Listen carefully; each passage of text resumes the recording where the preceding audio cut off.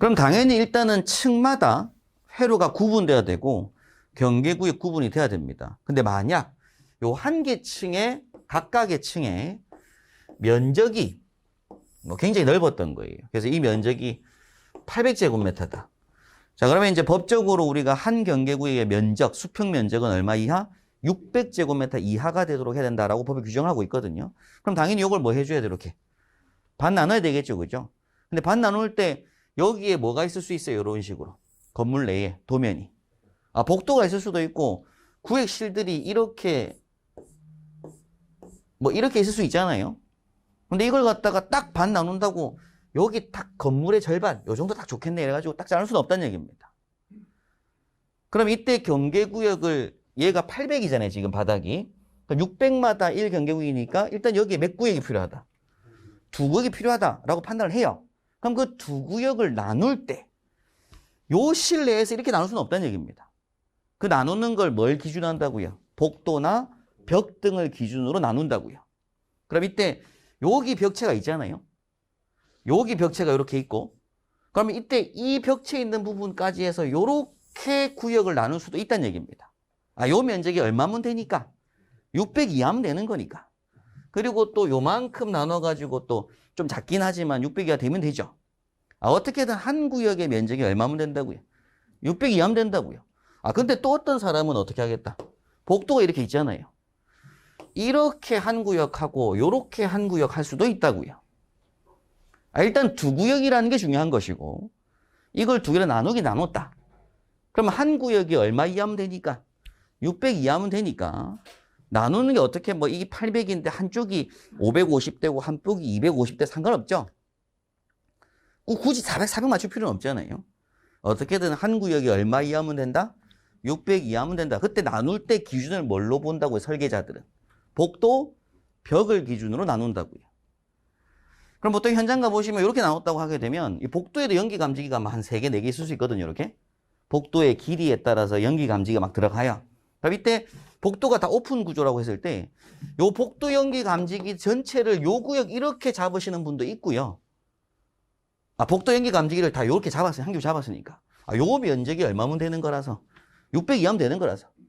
또는 이제 요 감지기 2개까지만 요렇게 한 개 설정하고 요 2개 감지기를 요렇게 설정하는 경우도 있다고요.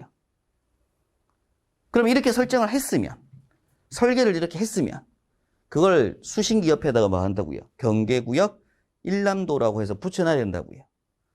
그래서 동작을 했을 때 요게 만약에 5층의 1구역이고 5층의 2구역이다. 그럼 5층의 1구역이 동작하면 수신기상에 뭐 뜬다? 수신기에 보면은 P형, 옛날 P형 수신기는 화재등하고 지구 램프들이 막 있는데 그 중에 5층에 1번 램프 불 딱 들어온다고요. 그럼 우리 근무자들은 화재가 났다. 5층에 1구에서 화재가 났다. 라는 거 알아요. 근데 5층 딱 갔을 때 어디가 1구이고 어디가 2구인지 모르잖아요. 그래서 그걸 표시해가지고 미리 수신기 옆에다가 도면처럼 해가지고 그림을 그려놓고 어느 실 복도 여기까지는 1구역. 또 어느 실은 2구역. 요렇게 써놔야 되는 일람도가 필요하다고요. 새로운 근무자가 오더라도 알아야 되기 때문에. 근데 최초에는 요렇게 해가지고 뭐 하겠어요? 그럼 여기 감지기들이 막 설치가 되겠죠? 그럼 이 감지기들이 뭐 한다고요? 전부 다 한 회로. 그러니까 한 회로라는 얘기가 이제 공통선하고 회로선 2가닥이 연결될 건데 그게 한 회로라고 부릅니다. 2가닥을. 그럼 그 회로로 감지가 다 설치가 둘러져 있다고 이렇게. 그럼 여기서 어느 감지기가 동작을 하든지 간에 뭐가 돼요? 요 구역 동작한 거죠.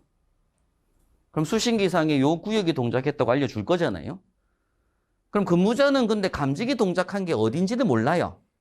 근데 어느 쪽 구역인지는 안다고요. 구역까지만 확인하자. 그게 원래 애초에 만들었던 목적입니다. 근데 이제는 점점 그걸 더 많이 요구하고 있죠. 지금 시대는. 그래서 이제 감지기의 위치를 정확하게 알고 싶은 거예요. 감지기마다 정확하게 알고 싶은 거. 이제는. 그래서 이제는 감지기 자체가 뭐 해줘야 돼요? 비싸져야 되고 지능화돼야 되는 거잖아요. 그래서 최근에 전부 다 모든 감지기들이 이제 아날로그화 감지기 또는 이제 무선식 감지기 이런 것들로 세대 교체가 이루어지는 중입니다. 그래서 이제 최근에 법 개정돼가지고 이제 그 우선 경보가 수정되는 개념도 이제 고층 건축물이면 11층 이상 건축물이고 아파트 16층 이상 건축물이면 무조건 아날로그화 가자는 얘기예요. 그 R형 시스템 집어넣으면서 감지기도 아날로그화를 가자. 그런 식으로 이제 건물 설계도 하고 공사도 해 나가자라는 게 차차차차 뭐 개정되는 중이고, 그럼 10층 이하짜리 작은 건물은 그냥 뭐 쓰고요. P형 시스템 쓰고 기존대로 그냥 싼 감지기 일단 써가지고 구역 나누는 걸 해도 상관없다. 뭐 이렇게 한 거죠. 지금 의미는. 예. 자, 이런 식으로 나누는 요걸 우리가 뭐라고 부른다고요? 경계 구역이라고 하고, 그 경계구를 나누는 기준은 복도, 그죠? 그 다음에 벽, 이런 걸 기준으로 보통 나누더라, 그런 얘기입니다.